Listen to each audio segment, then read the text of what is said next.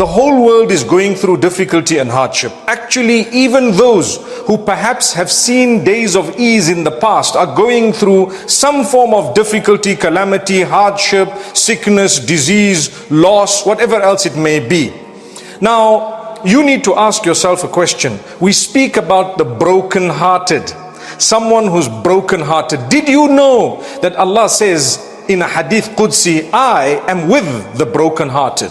If someone is broken-hearted, do you know that Allah is with that person? If you are broken-hearted, Allah is with you. Did you know that when you're broken-hearted, the angels are saying Ameen to any dua that you make? So don't say the bad words, the F's and the B's and the S and H's and so on.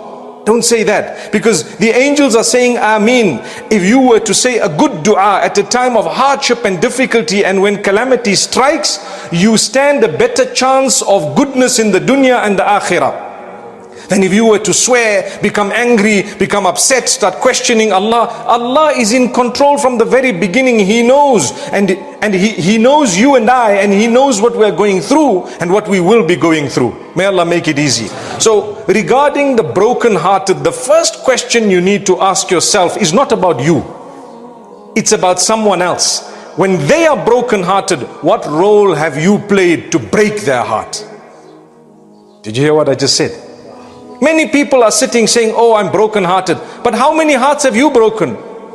Subhanallah. And when I say how many hearts have you broken, I'm not talking of love stories here. We're talking of how difficult have you made the lives of others. Some of us are rotten when it comes to our character. Astaghfirullah. Some of us misbehave. Some of us, the way we speak to others is very rude.